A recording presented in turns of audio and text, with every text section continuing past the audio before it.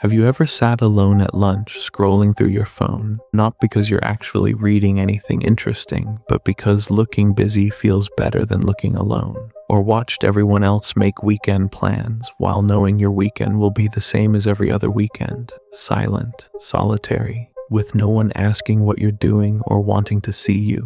You scroll through social media seeing groups of friends at parties, dinners, trips, and you wonder what it feels like to be someone people actually want around, to have a group chat that's always active, to have people who check on you, to have even one person you could call right now who'd be happy to hear from you. But you don't have that. You have silence, the kind of silence that reminds you that if you disappeared tomorrow, no one would notice for days, maybe weeks, and that reality sits heavy on your chest every single day. This isn't just being introverted or preferring solitude, though that's how people dismiss it.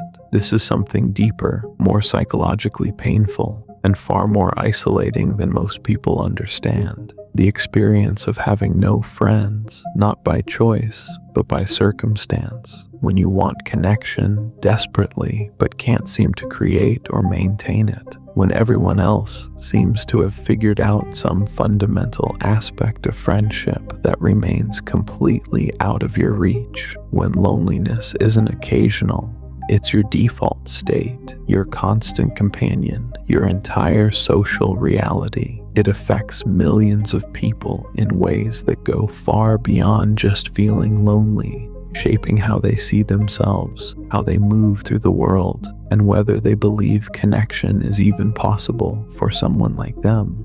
Understanding this psychology reveals something uncomfortable about human connection and what happens when people exist on the outside of social circles looking in. That friendship isn't actually automatic or easy for everyone, that some people slip through the cracks of social networks through no fault of their own, that wanting friends doesn't guarantee having them. That isolation can become self-reinforcing in ways that feel impossible to escape.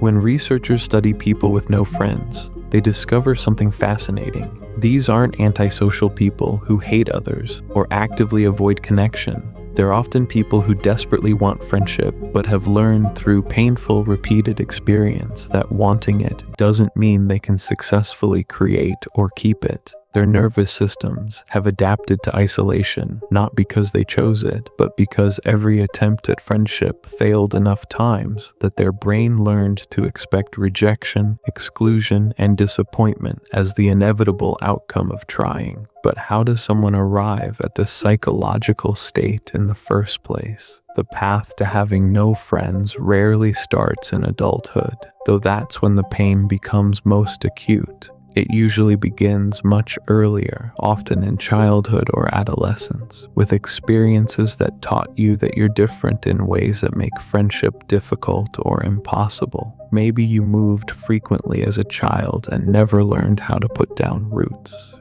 Every time you started making friends, your family relocated and you had to start over. Eventually, starting over felt pointless. Why get attached when you'll just have to leave again? Or perhaps you were the kid who never quite fit in, too quiet or too loud, too intense or not interesting enough, into things other kids found weird. You tried to join groups and felt invisible. You tried to speak up and got ignored. You tried to be yourself and experienced rejection, so you learned that trying leads to pain, and eventually you stopped trying, not because you didn't want friends, because wanting them and failing to get them hurt worse than not trying at all. Each of these experiences creates what psychologists call learned social withdrawal, not the healthy kind where you enjoy solitude, but the protective kind where isolation feels safer than risk. Your brain learned that reaching out leads to rejection, that vulnerability leads to humiliation, that trying to connect leads to confirmation that you're not wanted. These aren't conscious thoughts. They're deep beliefs carved into your nervous system through repeated painful experiences. Over time, this creates terrible patterns. You want to reach out but can't because rejection feels inevitable. You want to be included but assume you won't be, so you don't put yourself in positions where you could be. You want to make friends, but don't know how, because normal friendship formation requires trial and error. And you've learned that error means emotional devastation. You're trapped in a cycle where loneliness hurts, but trying to fix it feels more dangerous than accepting it. People with no friends develop a complicated relationship with social interaction itself. Social situations should be opportunities for connection, but for them, social situations are tests. They're constantly failing. Everyone else navigates conversation easily while they struggle to find words. Everyone else seems welcomed into groups while they stand on the edges hoping someone notices. Everyone else has inside jokes and shared history while they're always the outsider trying to catch up to context they'll never fully understand. This creates patterns that others find hard to understand. They decline invitations not because they don't want to go, but because going means sitting alone in a room full of people who all seem to know each other already. They don't reach out to people because they assume their messages would be unwanted interruptions. They don't suggest plans because they're certain people would say yes out of pity, not genuine interest. Every potential friendship dies before it starts because their mind has already written the ending. Rejection, disappointment, confirmation that they don't belong. The irony is profound and painful. People with no friends are often deeply interesting, kind, thoughtful people who would make excellent friends. They're not toxic, mean, or difficult. They're just convinced that something about them is fundamentally wrong or unlovable. They've internalized every rejection, every exclusion, every time they were forgotten or left out, until those moments became their identity. Not someone who's had bad luck with friends, someone who can't have friends, someone who isn't meant to have friends. The internal world of someone with no friends is both hyper-aware and numb. They notice everything about social dynamics. Who talks to who gets invited to what, who's in and who's out. They can see the patterns of friendship forming around them, while simultaneously existing outside those patterns completely. They watch people bond and understand exactly how it's happening, but can't replicate it themselves. It's like watching people speak a language you can understand perfectly, but can't speak yourself.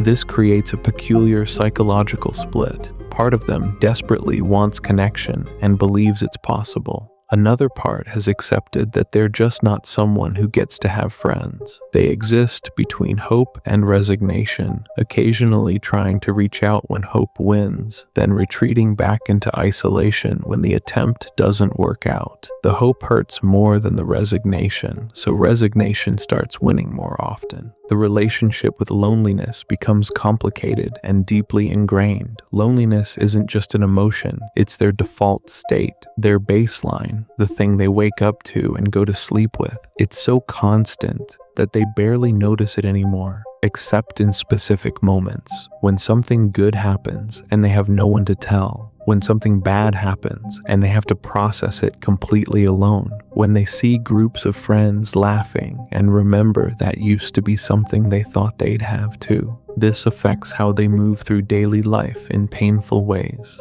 Lunch breaks at work are something to endure, not enjoy. Weekends are stretches of empty time to fill somehow. Holidays are reminders that everyone else has people while they have no one. They become experts at looking busy, seeming occupied, appearing fine. They've learned to move through the world in ways that hide their isolation because admitting it feels like admitting something is deeply, fundamentally wrong with them. What makes this particularly challenging is how it affects their sense of worth and identity. In a world where having friends is considered normal and natural, not having friends feels like failing at being human. Everyone else managed to figure out how to connect. Everyone else has people who want to spend time with them. The absence of friendship becomes evidence of fundamental defectiveness. Not, I haven't found my people yet, but I'm not someone anyone wants as their person.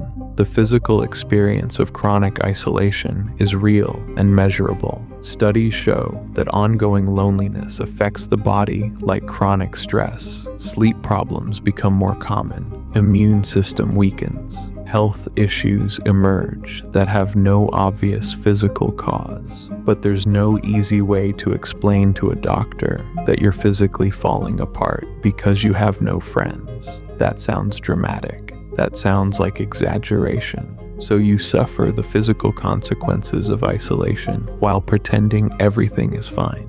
Modern culture makes this worse in specific, cruel ways. Social media shows constant evidence that everyone else has friends, community, belonging. You scroll and see group photos, inside jokes, people tagging each other, making plans, sharing experiences. The algorithm creates the impression that friendship is everywhere, for everyone except you. You're surrounded by evidence that connection is happening all around you while remaining completely disconnected yourself. The comparison becomes unavoidable and devastating. You watch people complain about being too busy with social obligations and think, I would do anything to have that problem. You hear people talk about friend drama and think, at least they have friends to have drama with. You see someone post about a quiet weekend alone and know that their alone is different from your alone. They chose it and have people waiting on the other end of it. Your alone is just alone, always. Digital spaces offer some relief but also highlight what's missing. You can have online interactions, join communities, chat with people you'll never meet in person. But those connections, while valuable, often emphasize that you can connect when there's a screen between you, but not in real life. You can be engaging online, but awkward in person. You can have deep conversations with strangers, but can't maintain friendships with people in your actual daily life. The disconnect is painful. Time takes on a strange quality when you have no friends. Days feel both too long and too short. Too long because there's nothing to look forward to socially. Too short because another day passed without connection. Weeks blur together without social anchors. You can't remember what you did last month because nothing happened. No plans, no events, no people. Just the same solitary routine repeated endlessly with no variation. Yet within this lonely landscape, something important often develops. Forced solitude creates deep self-knowledge. You've spent so much time alone with your thoughts that you understand yourself in ways people with constant social stimulation might not. You've developed independence, self-sufficiency, the ability to genuinely enjoy your own company, not because you wanted to, but because you had to.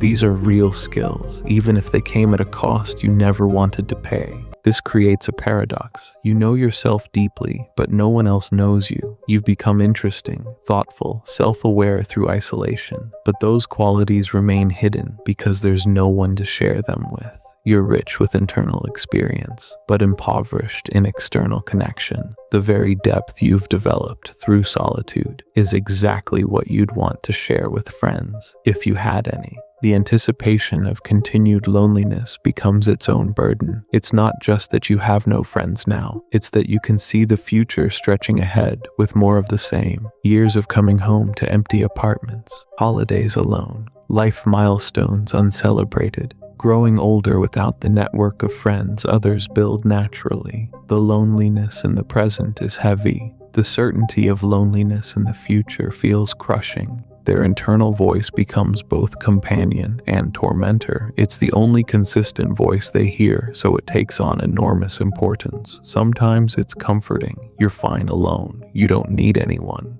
Sometimes it's cruel. See, no one wants you. You're too much, not enough. Fundamentally wrong. The voice is stuck between defending against the pain of isolation and confirming the worst fears about why that isolation exists. The concept of home changes when you have no friends. Home should be refuge, comfort, the place you return to after being out in the world. But when home is also where you're always alone, it becomes both sanctuary and prison. Safe because no one can reject you there. Limiting because staying there means accepting the isolation. They learn to make home comfortable because it's where they spend all their time. But that comfort doesn't heal the absence of human connection. Holidays and celebrations become especially painful. Times that are culturally meant for gathering become reminders of having no one to gather with. They watch others stress about coordinating schedules with too many people while they sit alone. They see complaints about family gatherings and think, at least they have people who want to see them. The contrast between cultural expectations of togetherness and their reality of complete isolation is sharpest during times everyone else is connecting. Some develop elaborate explanations for their isolation to protect their self-esteem. I'm too busy for friends. I prefer being alone. People are too much drama. These stories help temporarily, but don't address the underlying pain, because deep down, they know the truth. They're not too busy. They'd make time if someone wanted their time. They don't prefer being alone. They've just learned to tolerate it. People aren't too much drama. They're just not accessible. So if you have no friends right now, if you spend days or weeks without real human connection, if you watch everyone else have the social life you desperately want, know that you're not defective, broken, or meant to be alone forever. You're experiencing one of the most painful human experiences there is, chronic isolation in a species literally built for connection. The psychology behind having no friends reveals something both heartbreaking and important about human connection and social belonging. That friendship isn't actually easy or automatic for everyone. That some people slip through the cracks of social networks through no fault of their own. That wanting connection doesn't guarantee finding it. That isolation can become self-reinforcing in ways that feel impossible to escape without help. But understanding this psychology also reveals hope and real possibility. The patterns that keep you isolated aren't permanent features of who you are. The beliefs that prevent connection can be challenged and changed. The fear of rejection that stops you from trying can be gradually overcome with the right support. You're not doomed to loneliness forever just because you're lonely now. Because awareness is the first step toward change. When you understand that your isolation comes from learned patterns, not inherent defectiveness, you can start questioning those patterns. When you recognize that your beliefs about being unwanted are based on past experiences, not present reality, you can test whether they're still true. When you see that not everyone is naturally good at friendship, they're just practicing it more. You can start practicing too. Your isolation isn't evidence that you're unlovable. It's evidence that you've been protecting yourself from pain by avoiding situations where pain could occur. That's understandable. That's deeply human. But protection that prevents all pain also prevents all joy, all connection, all the friendship you actually want. At some point, staying safe from rejection means staying isolated forever. The world needs people who understand isolation, who know what it feels like to be outside looking in, who've navigated years of loneliness and survived it. Because when you finally do find connection, and you can, you'll value it in ways people who've never been alone can't. You'll be present for it. You'll appreciate it. You'll protect it. Your years of isolation haven't ruined you. They've prepared you to recognize real friendship when it finally arrives. Your experience of friendlessness, as painful as it's been, taught you things: resilience, independence, self-knowledge, the ability to sit with profound discomfort without breaking. These aren't nothing. They're skills most people never develop. And when combined with connection, when you finally find people who see you, value you, want you in their life, those skills make you the kind of friend people are genuinely lucky to have. And connection will come. Not magically, not by waiting and hoping, but by gradually taking small risks, reaching out when every instinct says don't, staying in conversations when you want to retreat, suggesting plans when you're certain you'll be rejected, showing up when it feels easier to hide. Each small risk rewires the belief that connection is impossible. Each small success proves that maybe, just maybe, you're not actually meant to be alone forever. You're not broken. You're not defective. You're not someone who can't have friends. You're someone who hasn't found your people yet. And the yet matters enormously, because this isn't your permanent state. It's your current state. and current states can change, will change, when you're ready to risk being hurt again, when you're ready to try again, knowing you might fail, when you're ready to believe that maybe this time it could be different. That's not denial or toxic positivity. That's hope. And hope, even when it's been disappointed 1,000 times before, is the thing that makes trying one more time possible.